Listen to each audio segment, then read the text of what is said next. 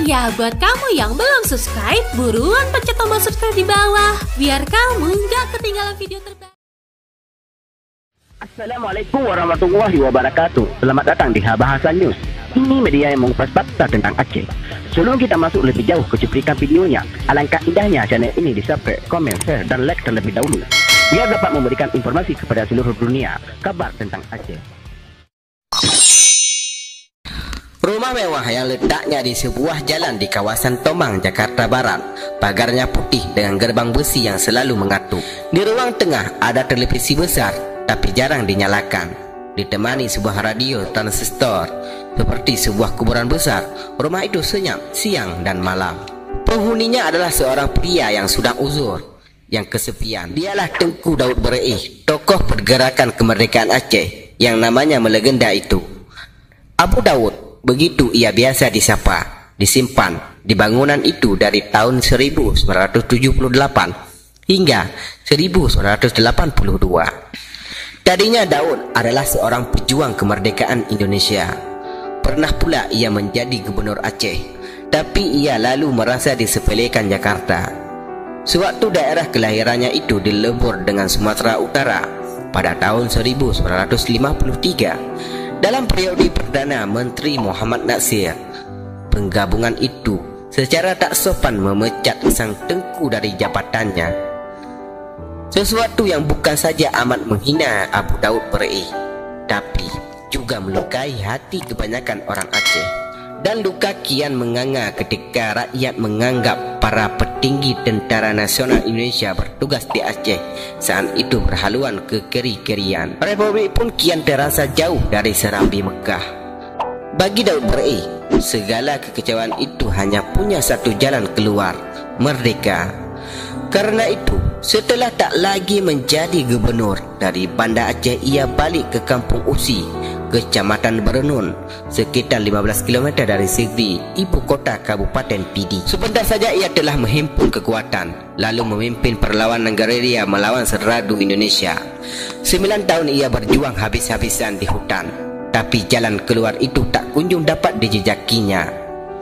Lelah berperang, pada 1962, ia lalu menerima tawaran damai pemerintah Indonesia dan turun gunung pada tahun itu juga. Sebagai imbalan, Jakarta berjanji memberlakukan syariat Islam di Aceh. Dari gunung ia kembali ke kampung dan menetap di sebuah bilik di samping masjid di desanya. Menjadi imam di situ, pengaruh Daud Bereih kian dalam merasuki hati rakyat Aceh. Kesepakatan damai tak kunjung melumerkan kekerasan hatinya terhadap pemerintah pusat. Abu Daud kecewa. Janji tentang syariat Islam ternyata tak pernah dipenuhi. Iming-iming itu baru terrealisasi 43 tahun kemudian melalui Undang-Undang Nanggro Aceh Darussalam yang disahkan pada 2002 silam, 16 tahun setelah Daud Bereih wafat. Kekecewaan itulah yang lalu diutarakannya berulang-ulang dalam setiap ceramahnya di masjid-masjid di Aceh maupun di Medan. Ahmad Farhan Hamid, putra Abdul Hamid, teman seperjuangan Daud Bereih, punya kisah menarik soal ini. Tahun 1976, saat menjadi mahasiswa di Fakultas MIPA Universitas Sumatera Utara, Farhan pernah mengundang Daud Bereih berceramah di kampus itu. Semula cuma diminta memberikan khutbah agama, namun Abu Daud malah masuk juah ke wilayah politik. Dia juga memaki-maki pemerintah. Memang dalam setiap ceramahnya, Abu Daud tak henti mengkritik kebijakan pemerintah. Ia merasa pembangunan di Aceh tak pernah bisa melayani kebutuhan masyarakat. Ia menjadi saksi betapa di tanah mereka sendiri, orang Aceh cuma jadi penonton ketika Orde Baru membangun berbagai industri besar di sana. Pada tahun 1970-an, misalnya di Aceh Utara, didirikan pabrik gas Arun, tapi mesin industri yang menderu cepat itu hanya membuat rakyat Aceh kian tertinggal.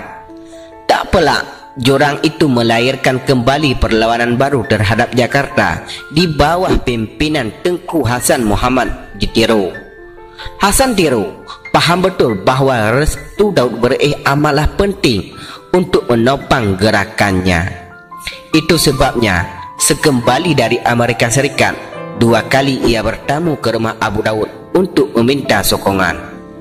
Menurut Nazaruddin Syamsuddin, sebagaimana pernah dituturkan langsung Daud Ber'i kepadanya, Hasan Tero menemui sang tengku pada akhir 1975 di rumahnya di Brunun, Aceh. Dalam pertemuan itu, Hasan Tero penuh semangat menjelaskan isi dan strategi perjuangannya. Tapi Daud Ber'i tak peduli dengan segala siasat itu. Ia malah bertanya, "Apa dasarmu membentuk Aceh merdeka?" Mendengar pertanyaan itu belum lagi dijawab, Daud Ber'i sudah menukas sembari menatap tajam. "Kalau dasarnya Islam, silahkan, saya mendukung."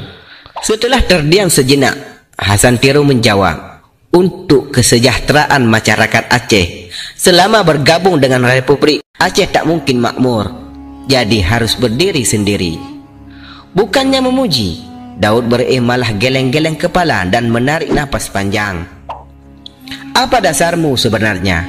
Ia kembali bertanya penuh selidik. Kembali Hasan Tero tercenung.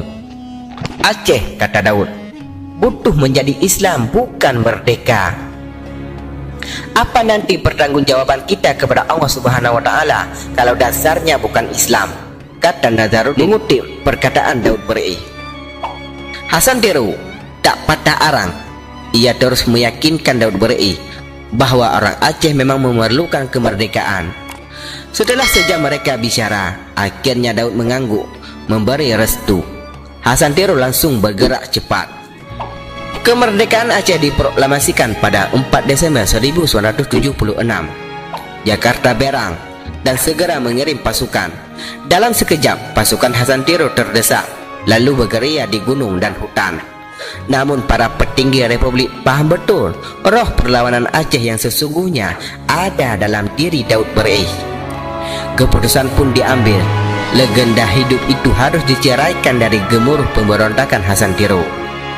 Sebuah tim khusus lalu dikirim ke Aceh untuk membawa Daud Ber'i ke Jakarta. Pada 1 Mei 1978, dipimpin oleh Syafri Syamsuddin, Kepala Dinas Penerangan TNI, para utusan tiba di kediaman Abu Daud tak lama seusai salat subuh. Dikisahkan Nur Ibrahim, menantu Daud Ber'i, tim Syafri meminta kesediaan sang tengku untuk ikut bersama mereka ke Jakarta. "Kami diperintahkan membawa Abu Daud ke Jakarta untuk menjadi saksi di Pengadilan Negeri Surabaya dalam perkara Haji Ismail yang dituding terlibat aksi komando jihad," kata salah seorang anggota rombongan itu. Peristiwa ini disaksikan langsung tengkunya Aisyah, istri ketiga Daud Ber'i. Karena sudah tua, sakit-sakitan pula, Daud Ber'i berkeberatan dibawa ke ibu kota Republik. Dengan santun ia menjawab, "Maaf, bukannya tidak bersedia. Saya ini sudah uzur. Saya mau bersaksi di sini saja." Tapi tim Japri berkeras. Masih menurut Nur Ibrahim, mereka lalu memegangi kaki dan tangan Daud Ber'i.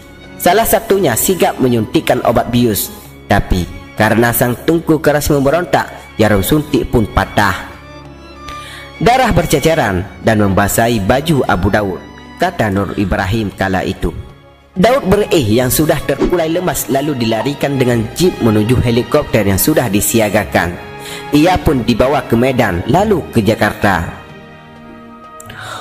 Menurut Nur Ibrahim, alasan menjadi saksi dalam perkara komando jihad itu cuma dalih untuk membawa pasukan Abu Daud keluar dari tanah Aceh. Syafri Syamsuddin mengakui memang dialah yang memimpin tim untuk mengambil Daud Ber'i. Jenderal bekas Panglima Kodam Jaya itu mengungkapkan, penjemputan pemimpin karismatik Aceh ini memang dilandasi kekhawatiran bahwa Abu Daud akan kembali naik gunung, menyokong gerakan Aceh Merdeka yang sedang sengit-sengitnya digelorakan Hasan Tero.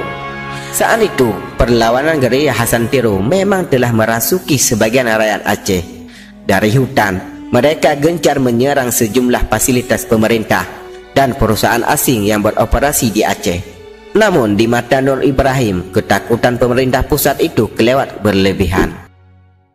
Di Jakarta, mulanya Daud Ber'i tinggal di rumah menantunya, Muhammadiyah Haji, di Jalan Tomang, Jakarta Barat. Tapi tak berapa lama kemudian, pemerintah lalu mengontrak sebuah rumah persis di samping kediaman sang menantu. Bangunannya pun besar, megah, tapi sepi. Disitulah kemudian Abu Daud harus menetap seorang diri. Keperluan ia makan diurus anak dan menantunya. Untunglah masih ada yang menghibur hatinya. Daud Bereih selalu berseri-seri saat orang Aceh di Jakarta datang mengunjunginya, atau juga kala itu ia berceramah di masjid dan menghadiri acara diskusi. Meski dalam lingkup yang sangat terbatas, di Jakarta ruang gerak Daud Bereih jelas tak lagi leluasa. Aparat keamanan terus mengintainya. Pemerintah cemas, siapa tahu di antara tamu itu menyusup seorang gereawan Aceh. Menurut Nur Ibrahim, aparat intel baik dari kepolisian maupun militer saban hari mengawasi rumah kontrakan di Tomang itu. Karena itulah Abu Daud sendiri menyebut kediaman megahnya di Tomang itu sebagai sangkar emas pemerintah Indonesia. Beberapa kali ia jatuh sakit, dorong-dorong diabetes dan paru-paru basah. Berkali-kali ia minta pulang ke Aceh, tapi baru pada 1982 saat kondisi kesehatannya terus merosot, pemerintah mengabulkannya. Di Aceh, ia pernah menempati bilik di samping masjid di kampung kelahirannya. Tapi sakitnya kian parah. Tahun 1985, ia terjatuh dari ranjang. Ensel pinggulnya cedera berat dan tak sanggup lagi berdiri. Sikap kritisnya terhadap pemerintah pun tak punah pudar. Berkali-kali ia mengirim surat ke Presiden Soeharto mengingatkan kian merebaknya merosotan moral di Serambi Mekah. Ia baru menyerah ketika ajal datang menjemput. Pada hari Rabu, tanggal 10 Juni 1987, Abu Daud menutup mata dalam usia 89 tahun. Dari Jakarta, Presiden Soeharto mengirim karangan bunga dan kawat khusus duka cita. Jasad Tengku Daud Bereih bersama segenap impiannya tentang masa depan Aceh dimakamkan di bawah pohon mangga di pekarangan Masjid Baitul A'la lil Mujahidin di Brunei, sebagaimana yang ia minta.